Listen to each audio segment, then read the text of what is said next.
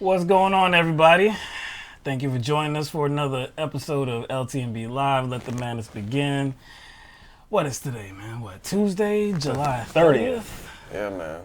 Man, end of July already, man. Hope everybody had a good weekend. We're here for a very short show because of the Democratic debate that's scheduled to take place at 8 o'clock p.m. Eastern Standard Time. So we're going to go for a little while, talk about a few issues, and then, like I said, cut this short so that everybody can watch it, especially us, because definitely we have to cover it. And we'll be doing another show tomorrow night as well so that we can, just talk about the events, talk about what the candidates had to say.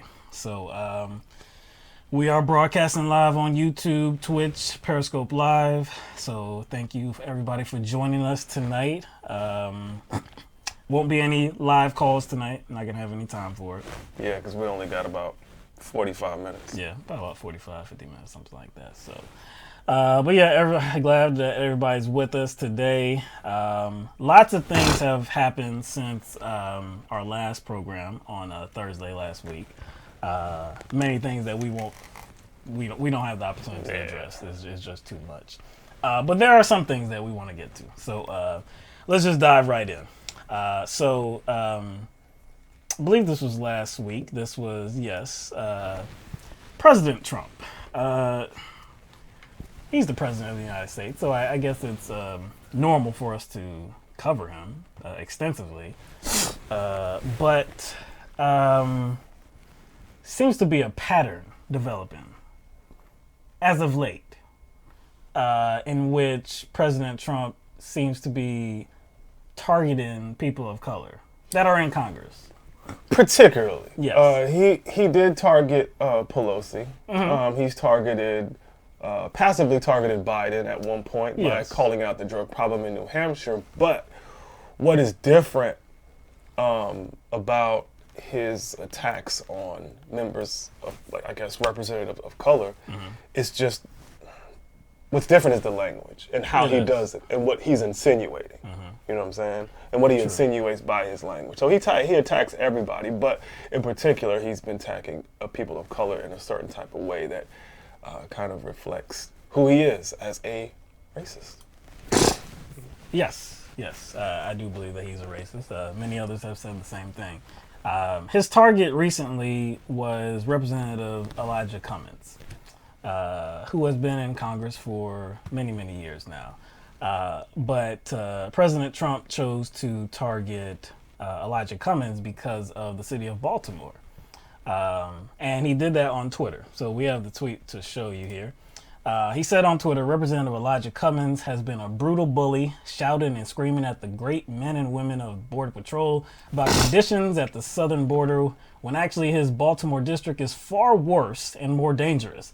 His district is considered the worst in the USA, as proven last week during a congressional tour. The border is clean, efficient, and well run, just very crowded.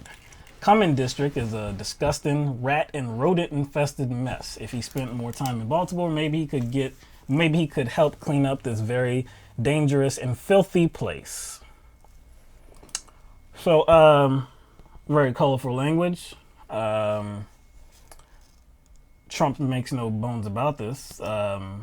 Baltimore seems to be a very dangerous, he said, filthy, rat-infested place. And he's laying that at the feet of Elijah Cummings. Okay. I mean, there are many things that can be said about Baltimore. It's a mixed bag. I know people who live in Baltimore. But just observing Trump throughout his presidency, I think we can all agree on one thing. He doesn't really care about people, the working class, and specifically black people.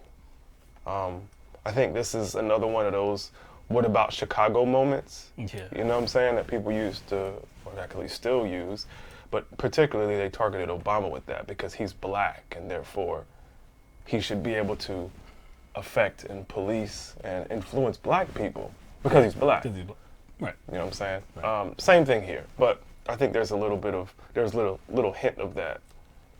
But I don't think for 1 second that he actually cares about people, right? Because essentially this is what these tweets are centered around. Like, he cares about the people of Baltimore and their well-being, but I doubt he'll send more education dollars to them. Right. He wants to cut. He wants to cut funding for education. Right. So this is definitely about something else, and just from what we've seen about Trump, he tends to politicize his personal battles. You know what I'm saying? Usually there's always something behind why he goes after someone politically and uses political language.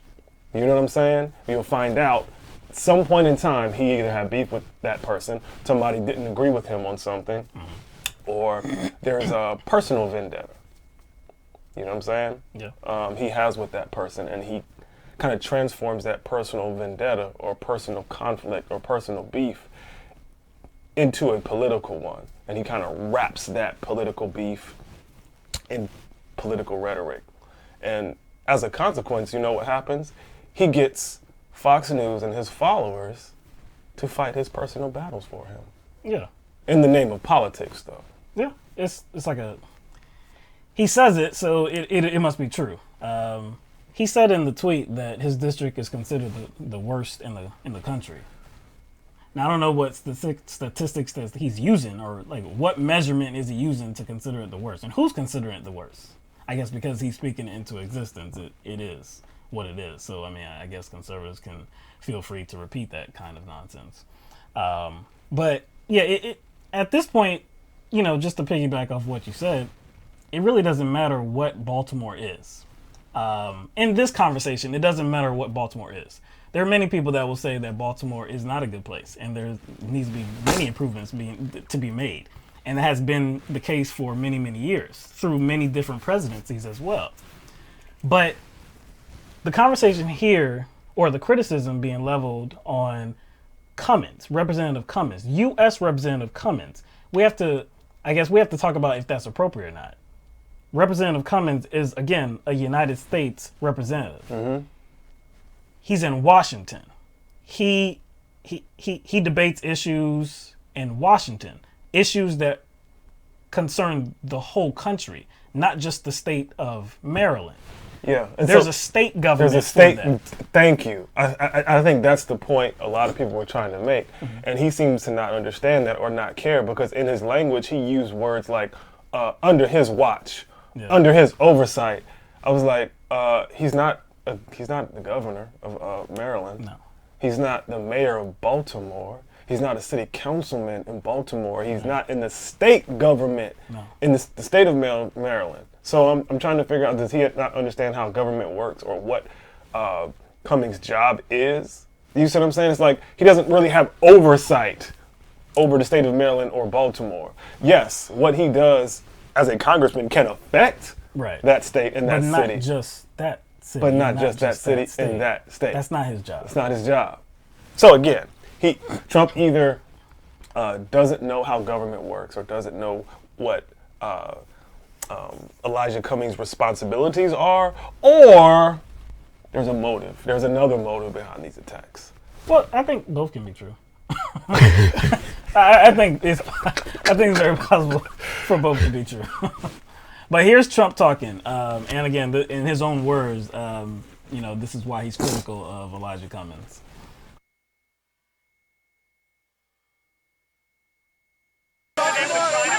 Mr. President, do you regret targeting Baltimore? No, Baltimore has been very badly mishandled for many years. As you know, Congressman Cummings has been there for a long time. He's had a very iron hand on it. It's a corrupt city, there's no question about it. All you have to do is look at the facts. The government has pumped in over the years billions and billions of dollars to no avail, to absolutely no avail. Baltimore is an example of what corrupt government leads to. Billions of dollars have been given, and I feel so sorry for the people of Baltimore. And if they ask me, we will get involved. But we're already involved from the standpoint that over many years, billions and billions of dollars have been given to Baltimore. It's been misspent, it's been missing, it's been stolen with a lot of corrupt government. And as you know, Cummings has been in charge. Now, I will say this. I think that Representative Cummings should take his oversight committee and start doing oversight on Baltimore. He'd find out some real things. He has a what? Iron fist, iron hand? He has an iron hand. Is it iron hand? Yes. And Cummings has been in charge. Cummings has been in charge in Baltimore. So, like, if you put all that together, what Trump is saying is Cummings is responsible for the mismanagement of funds. Yep. Even though he has no control over that. None whatsoever. Cummings has been a United States representative since 1996. Since 1996. Now, were there problems before? Because he was in the Maryland state government before. Yeah. So if you want to go back then and be like, yeah, during this time, this is what was going on, and he's definitely a part of it, But we're talking about for the last 20 years? 20 or so years, right? Over 20 years? This guy has been in the United States Congress, not affecting state policy in Maryland, not affecting city policies for Baltimore. This just boils down to I'm justified in my criticism. And quite frankly, I don't care if it's race-based at all. No. Because a lot of people have been like focusing on that, and people push back. Oh, it's not racist because he attacked Pelosi's state too. It's not racist because he attacked Biden or he attacked those other people. Still doesn't make it a good argument. No, simply because that very ignorant argument. Yes, exactly. Even if you think that argument is spacious, it doesn't like absolve Trump from making another bad argument that we can't call out. Right. We shouldn't be able to call out. So in this case, Trump is he's just doubling down. He's doubling down and doesn't even know what he's talking about. Like he's doubling down on his ignorance. This is just empty political posturing. Yep. Like this is all he can do right now. This is leading up to the 2020 election. This is all he can do. Yeah. Is point the finger. Foolishness. Speak foolishness and point the finger at other parties. Those are the people who are at fault for why the economy sucks. Those are the people who are at fault for poverty. These particular people. Capitalism, and me perpetuating it and me protecting capitalism and its corruption. No. That's not even a conversation. I'm not going to address capitalism. I'm just going to point the finger at certain people. And this is not defending Elijah Cummings at all or the Democratic Party. This is talking about a specific issue. So there's more from him. He was asked about, I guess he was, you can't really hear the reporter's question, but my guess is that he was asked about if he was racist or if this was a racist attack, another one. And this is how Trump responded.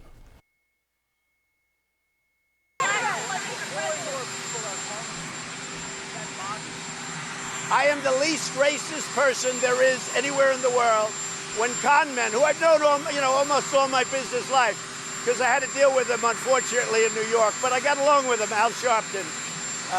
Now, he's a racist. He's a racist. But when people, let me explain to you. What I've done for African Americans in 2.5 years, no president has been able to do anything like it. Unemployment at the lowest level in the history of our country for African Americans. Nobody can beat that. You look at poverty levels. They're doing better than they've ever done before. So many things, opportunity zones, criminal justice reform. President Obama couldn't get it done. It was done, really the biggest beneficiary probably is African Americans. I got criminal justice reform done. President Obama couldn't get it done. No other president was able to get it done. What I've done for African Americans, no president, I would say, has done. Now, you gotta love how a man who has been labeled a racist many times over knows that he is not a racist. He is for sure that he's not a racist. He considers himself the least racist person anywhere in the world. And not only is he not racist, it's some other person who's racist. So he knows enough about himself. He knows enough about the subject of racism to know that whatever he has done, whatever he has said is not racist. But Al Sharpton, no, that's some real racism right there. I've never, I don't, you know, of course, you can't pull every single memory from your lifetime. Mm-hmm. But I don't think there's ever been a moment in my life where I've ever said the words about myself, I'm not a racist. I don't think I've ever said those words in life, unless I was reading them, quoting them, or anything like that. But about myself, I've never said I am not a racist. Why would I need to say I am not a racist? If you have to sell to the people that you are, to say that you are the least racist person anywhere in the world, you're making it seem like there's like levels to this. There was a competition that you won. There's some kind of competition. Like, no, I am the least racist, and here's how I show you. How can you? It's an insane argument, and how he used. Well, I guess the measurements that he uses too is what he has done for black people. Oh, look at the unemployment records or the unemployment rates for black people, which has. How rose. so? They have rose since they hit that that landmark low level. Yeah, exactly. It was a landmark low level. Yes. I guess that was happening, or I guess occurring during Trump. Yeah, but there's some context to this. There's some context to this. Unemployment across the board has been going down across all groups. Now, for many years. Yes. Since when? Since before he was the president. Before he was the president. Now, in this case, we're not even going to give Obama credit for it, because we know it was more than just Obama. Right. The market bounced back. Mm-hmm. He had help from, Congress and whatever. So we're not even going to give Obama credit for that. We're just saying that there was a trend that was happening. Yes. And Trump is riding that trend and riding that wave. Yes. That's exactly what what he's doing. So it's like, for Trump to sit up here and take credit for the success of a whole group of people, especially when it comes to unemployment, that's a bit telling to me. Yeah. That's a bit telling to me.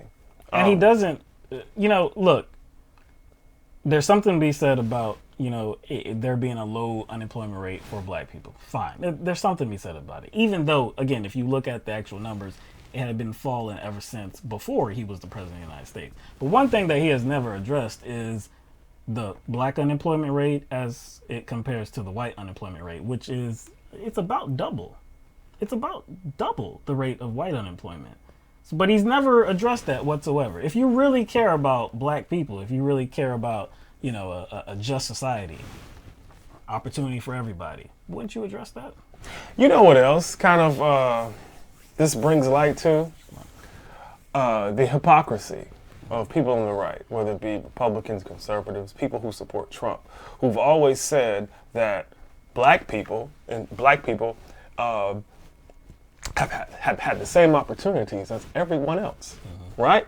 And black people shouldn't complain about anything, right? Mm-hmm. No grievances at all.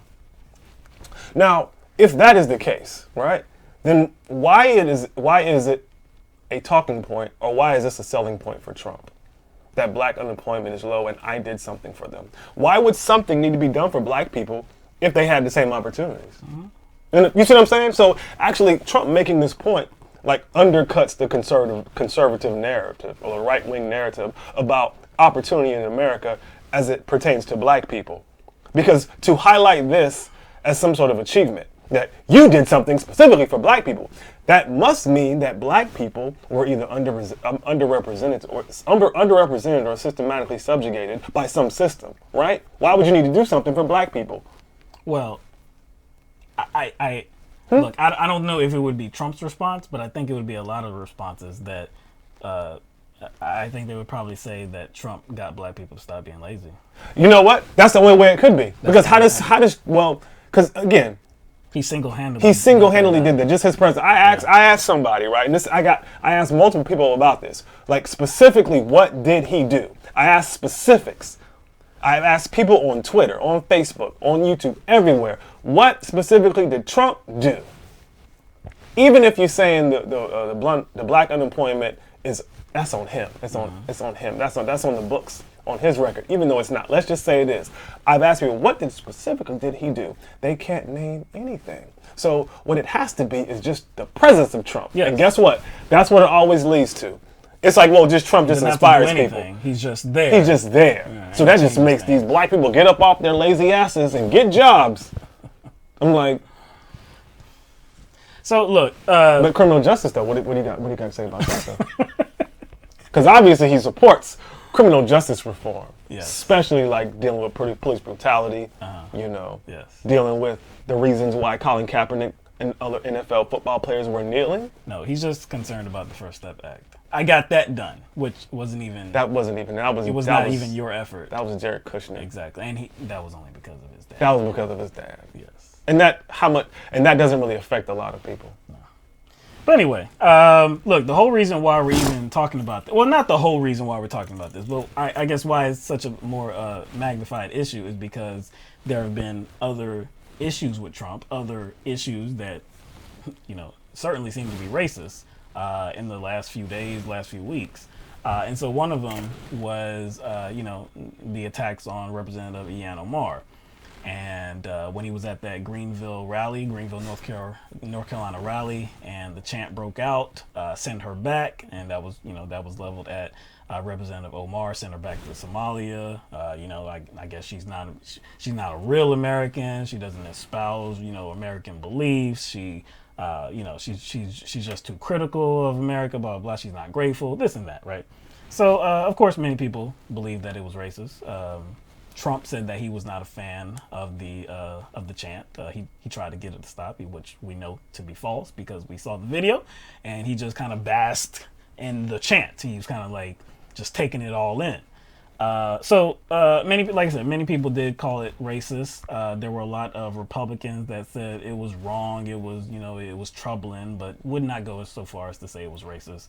I believe Senator Rand Paul was one of those people as well. Wouldn't go so far as to say that, you know, anything was racist. So Senator Rand Paul had some other things to say about particularly Representative Omar, though. In an interview last week on Wednesday with Breitbart, with a Breitbart reporter, Rand Paul goes into, I guess, his feelings about Representative Omar and why he thinks that she is ungrateful about being an American. I'm in a town where we have a lot of people who are refugees who have come, some from Somalia, some from Bosnia. I've never heard one of them say that America's a terrible place or be unappreciative of our country. Most of them are thankful. I've met people who have come here from behind the Iron Curtain that got away from communism. They're some of the best Americans we have because they really appreciate how great our country is. And then I hear Representative Omar say, "Oh, America's a terrible place. I'd love there to be justice, and there's no justice here." It's like, well, she came here and we fed her, we clothed her, she got welfare, she got school, she got health care, and then lo and behold, she has the honor of actually winning a seat in Congress, and she says we're a terrible country. I think that's about as ungrateful as you can get. And so while I'm not saying we forcibly send her anywhere, I'm willing to contribute to buy her a ticket to go visit Somalia.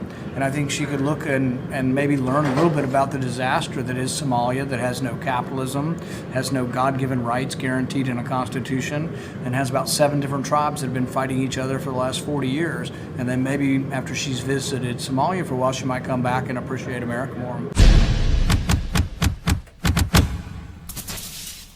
What a fuck face. What a fuck face. Like, you know, usually like when people say stupid stuff, you know, my first instinct is to craft an argument. You know what I'm saying? As some sort of, you know, counter agent to whatever stupid shit they said. But yo, there's like some images of me doing things to Rand Paul that pop in my head. I'm not sure if they're, you know, fit for this show. They may be a little gross, but I'm not sure if they're fit for the show. Like, what came to my mind was me getting a super soaker and filling it with 3-week-old Dookie water from the toilet and just strapping Rand Paul to a chair and just shooting him in the face with this 3-week-old Dookie water with my super soaker. Oh, his mouth is popped open too, so it gets all in there. Specifically 3-week-old. Yeah, I know. That's when it gets, you know, that's when it matures. Yes. It's marinated in Yes. Dookie water, 3 week. But it just came off as very condescending. Like, we fed her, and we clothed her. Right. Like, excuse me? this for you. We did this for you. Like, no, you didn't. She worked to get citizenship. And for Rand Paul to act as if Ilhan Omar doesn't know the situation in Somalia is just beyond me. But why doesn't she?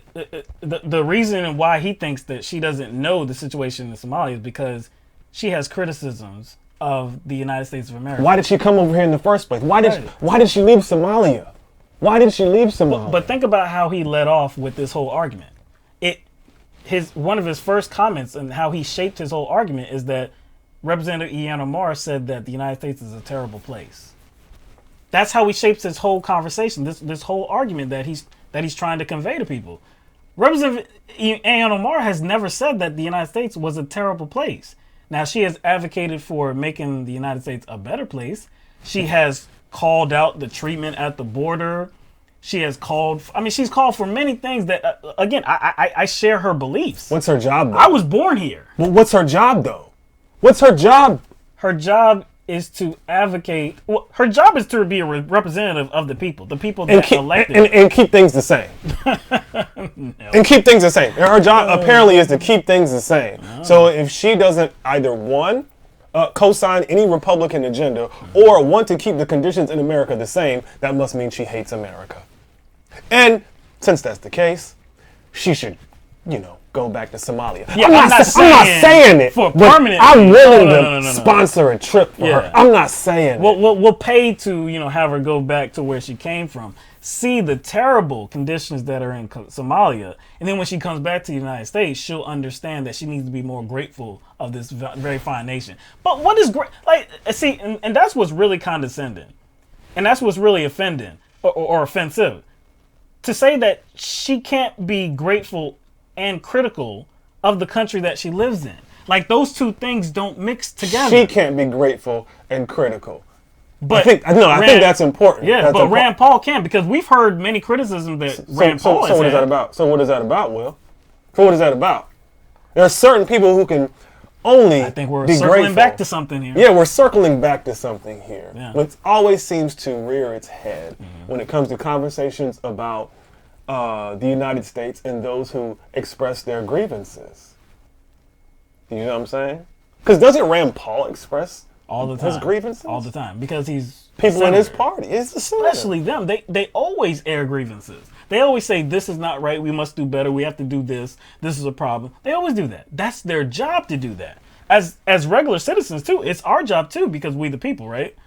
It's our job too.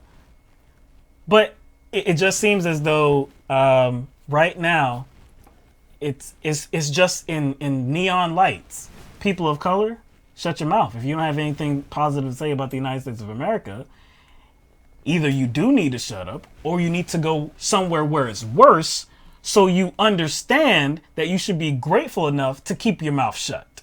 But think about So how the whole idea is you should keep your mouth shut. Whichever way that happens, either you just do it or you're forced to go over somewhere else to see how it's worse somewhere. Then you'll understand, I need to keep my mouth shut. Oh, so I get it, Mr. Paul.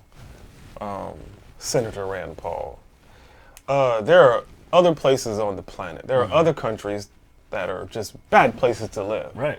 So, because those places exist, that means we can't have anything to say about problems within the United States. No, we must accept. That's essentially what he's saying. Anything. Because if it's better, there are bad countries out there. Yes. Great. And he's correct about that. He's right. Yeah. There's much more problem. I mean, there's many places that have a lot of problems around the globe that have many more problems than we have in the United States. Yeah, that's true.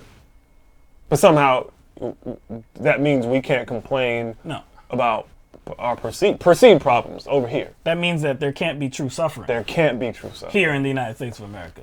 There's true suffering elsewhere because it's worse. No, not only. But people. There's no, not just that, because it's justice, right? Yes. Justice. Yes. So because there's problems in other countries, there's severe injustices in other countries. Yep. Repression, subjugation, however you want to call it. Yeah. A lot of very authoritarian type rule going on in some countries. No Fine. doubt. Right. But does that mean that there's not issues of injustice here? It doesn't. It really doesn't. It means that we could be going through some things as well. It doesn't have to be as bad, but should we not call for things to improve? If we're not trying to make things better for people, could we consider ourselves interested in human life?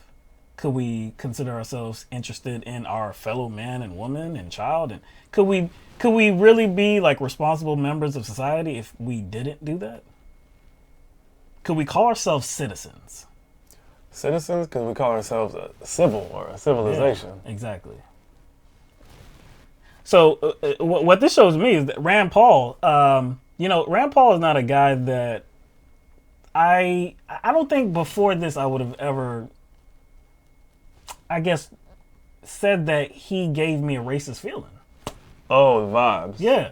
Yeah. I'm not sure. I can't point to anything in particular, but this was some racist ass shit right here. Maybe he didn't intend for it to come off that way, because you see how he tried to, tame down the language and not Especially at the end. send her back. I'm not saying send her back. Not permanently. No, she just needs to understand that it's worse where she did come from. So when she gets back here... You know what that does sound like? That does sound like hey, I know slavery was bad, but see, now you're free. And America is the best country in the world. Right. That's what that sounds like. So you can't complain. Because see, if you were still over in Africa, you'd be like, you'd have the big bellies and mosquitoes and flies swarming around you. So we did you a favor. We did you a favor by bringing you over here, because see, now you live in the greatest country in the world. See, now So there's no reason for complaints. Yeah. No reason for complaints, man. All right.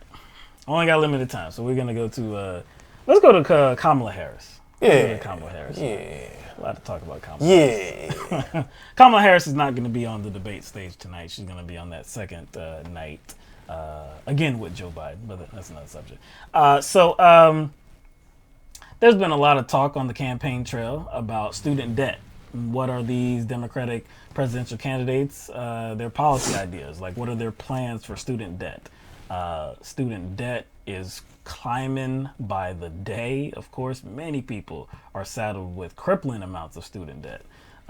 Many people are calling for, well, let me not say many people, but there are certain presidential candidates are calling for a total evisceration of student debt.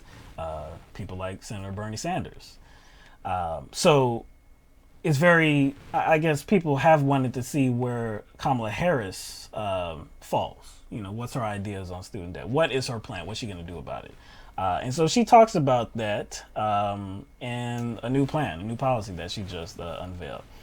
So on Twitter, and this was just a few days ago on the 27th, she said, yesterday I announced that as president, I'll establish a student loan debt forgiveness program for Pell Grant recipients who start a business that operates for 3 years in disadvantaged communities. So, this is not just about, this plan that she had unveiled. This is not just about student debt per se. This was about reinvestment in underserved communities. Right. Yeah. And she's talking about African American community. She's talking about HBCUs, of course.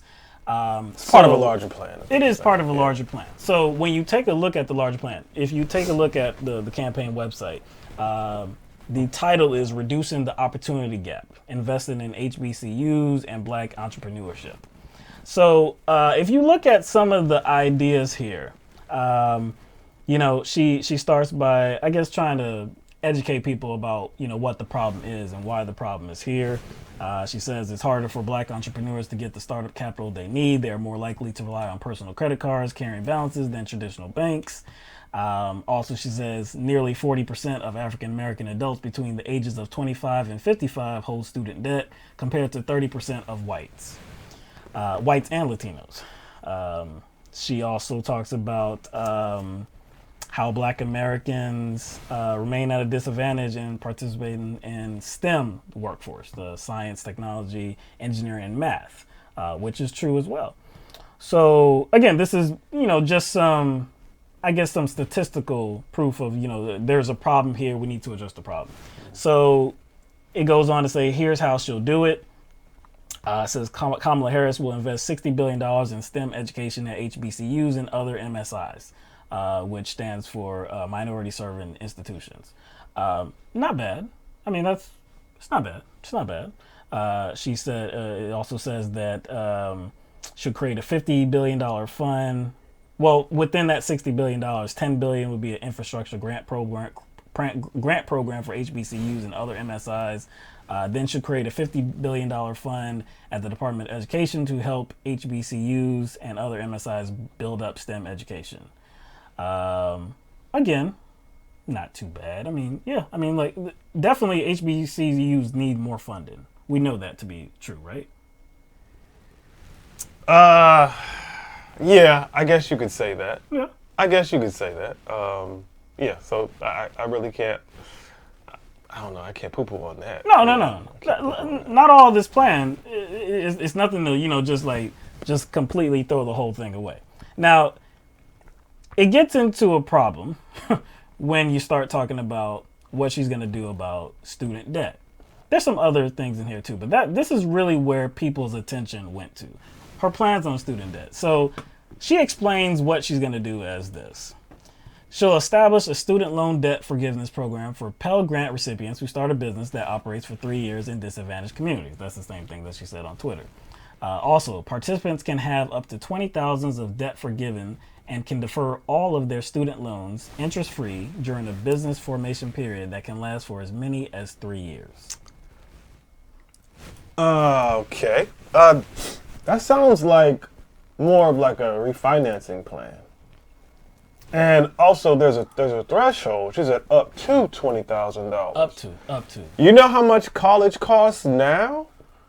And you know how much college will cost in the next 5 years or 6 years? It's much more than $20,000. Oh no, that may cover, depending on what college you go to, that may cover half of it. And it may not even. may not even cover that. Yeah. But I heard something in there that sounded like refinancing. That second bullet. That right? second bullet sounded like refinancing. That's what it sounded like. Again, many people have clowned this idea because just to lead off this topic, we've talked about people like Bernie Sanders that have a plan. Elizabeth Warren has a plan as well, of course, and theirs goes way further. Theirs seems to understand how student debt is actually crippling not just young people, but of course, young people. It's crippling many people. It's hampering their ability to actually do things in the economy, like to get started. If they actually even wanted to start a business, it's hampering that. It's hampering maybe if they want to start a family, get a home, get a car. It's showing up on many different fronts. The idea that she's tackling this, like this is her approach. She's going to say that, okay, for the people that start a business, you can, I guess you can have up to $20,000 of that student debt forgiven. The people that start a business and that they start a business that operates for 3 years in a disadvantaged community. Now, I have no doubt that there are some people that start a business in a disadvantaged community and it has operated for 3 years. I have no doubt that there are businesses like that. There are people like that. How many? Now, how many? And if it doesn't work out and the business fails, it could be that it's not even their fault. It could be an economic downturn. It could be. So, if you're going to do something on student debt, why would it be so narrow? Why would it be so? Why would it be so? Your target group, like who you're trying to actually affect. I'm trying to think of a.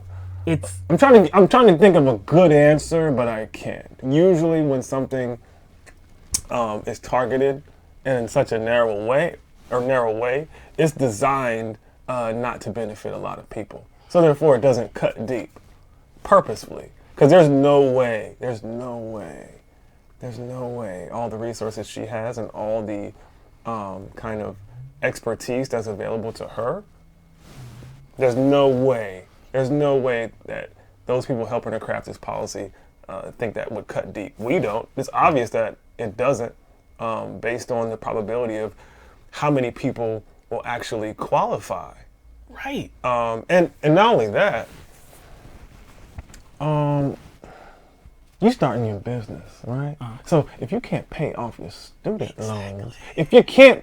student loans, most likely you're not starting a business. So again, who are you if this is a targeted approach, you would probably try to impact as many people as you can. Because like we said, the money that's wrapped up in student debt, I think it's in the trillions, isn't it? Yes, sir. So if it's that much money, there are millions of people suffering. There are millions of people that cannot start a business because of that financial burden. You're not doing anything about them. You're not doing anything to open them up to actually participate in this economy, to actually get their lives and the economy moving. You're only addressing people that seems to be of the elite class. Because if you're able to have student debt and pay off that student debt monthly and start a business, boy, you don't really need that much help. Do you really need that help? Do you? This can't be a serious plan. But she got all that other stuff though. Yeah, grants. There's some other stuff in here that you wouldn't just be like just dismiss automatically. But this is your idea on student debt forgiveness? This is your idea? Who's on your team? Who developed this plan? That's what I was saying. She has so many. She has experts available to her that know more than we do. There's no way that they crafted this plan and thought that it made sense, because it doesn't even make sense on the surface. There's something about it that we're not seeing. I kept looking at it over and over again, thinking I'm gonna see more than I am. I didn't. And this is funny, because you know how very swift and quick and timely the internet can be. Oh yeah. When it comes to responding to things that are in real time. Right. This policy that was laid out, or just, I guess, proposed by her campaign, inspired a oddly specific Kamala Harris policy generator on the internet by some person named neoliberal. I think the O is actually a zero. But if you just type in, just Google oddly specific Kamala Harris policy generator, it will generate a very specific policy, a very targeted policy. Very targeted. That will probably not apply to anyone. And that shit is funny. I tell you what, man, I swear, man, I was hooked on that for like an hour.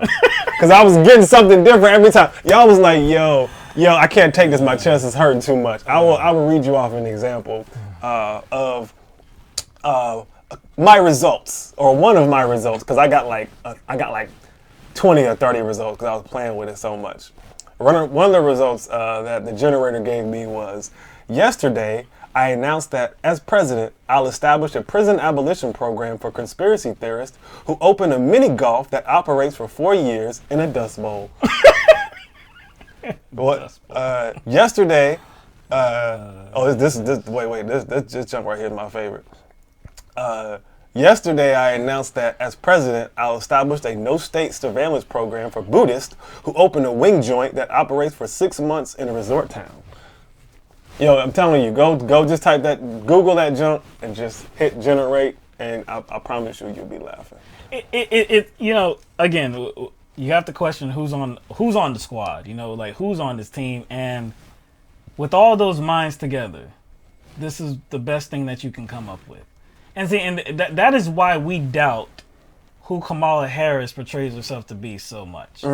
She does a good job when she's in front of the camera, when she has a mic right in front of her face. She does a good job, superficially, of trying to convey her progressivism to people.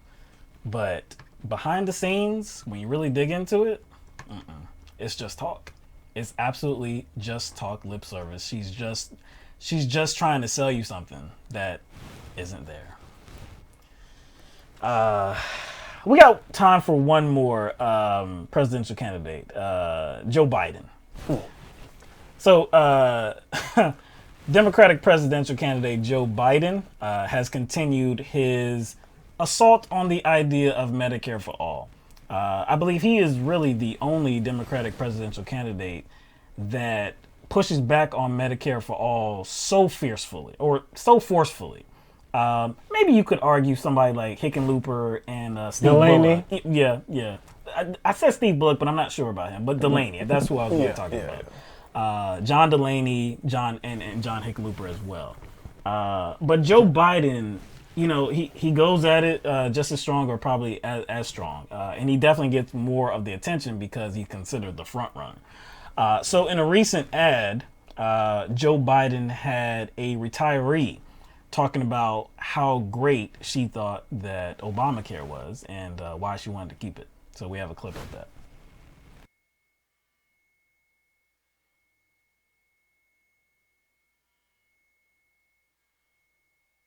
The day the Affordable Care Act passed into law, I cried tears of joy because I knew my family and friends were going to receive medical care they so badly needed. I also have relatives that have been diagnosed with a chronic disease, and at the time they were diagnosed, their health care was running out, and the insurance providers would no longer let them get the prescriptions they needed because they were at an unbelievable price. The Affordable Care Act came into law. They were able to get the medical care that they needed.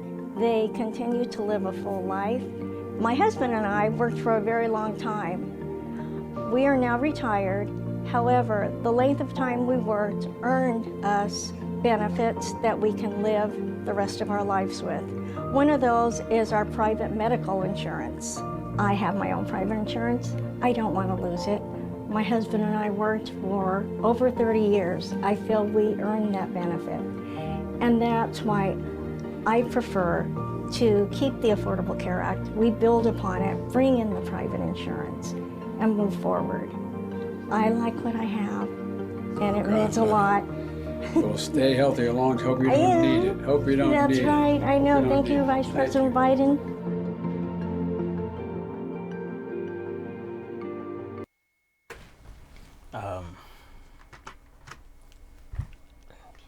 You have to excuse my language. Sounds like a selfish ass bitch right there. Sounds kind of. That is something. Sounds kind of selfish. That is something that someone selfish would say. Yeah. Her and her husband worked for over 30 years. 30 years. So they deserve it. They deserve it. I was like, whoa. I was like, oh, so how many years do you have to work? Yes. To deserve health care? Exactly. She earned that benefit. She doesn't want to lose it. That's what her argument was. She earned it. She doesn't want to lose her private health care insurance because she earned it. So again, to your She's question, saying, how many years do you have to work, and what type of job do you have to work to deserve and to earn health care? Because there's a lot of damn people who have been working for 30 years, maybe not with the same company, and they can't afford health insurance. But for people that don't work that many years, for people that haven't, maybe for people that have not worked at a job for 30, maybe, they could bounce around from job to job. Sorry, Billy, I know you're 10 years old and can't provide for yourself, but you don't work. Sorry, Billy. I know you're 10 and, you're not legally capable of taking care of yourself. Mm-hmm. You have a guardian. They may not have insurance, but see, you got to put some work in to get insurance as a child. Yeah. You got to put, I know you don't. I know you can't legally work, with child labor laws, but you still got to put in some work. Struggling college student.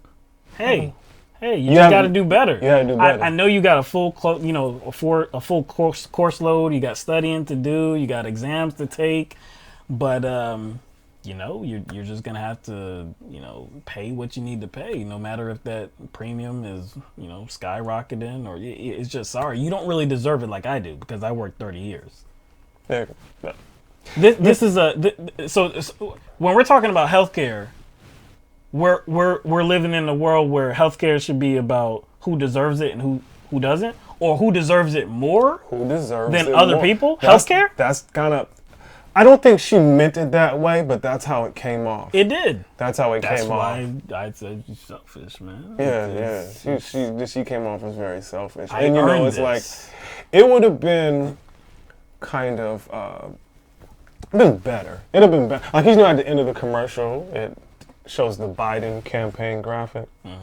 I'm not sure if it said Biden 2020, but it had the Biden little graphic or whatever, little logo. It would have made sense if there was another logo, right? And they redid it just for that commercial. And it says, "Fuck you, I got mine, 2020." That would have made more sense. Yeah, that is the message that she was trying to sell. I got mine, I worked for mine, I don't care about anybody else. If you didn't do what I did, you don't deserve it. We're talking about healthcare. We're not talking about, if you work harder, if you have better ideas than I do, and you earn a higher salary. Okay. All right. I see where you're going. You're trying to say like what like what value do you attach to your work? Yeah. That would make you deserve health care more so than somebody else. Healthcare. You have a right to live longer because you worked for 30 years somewhere. So your human rights are different for different humans. But she loves her private insurance, and she doesn't want to lose that. Man. What?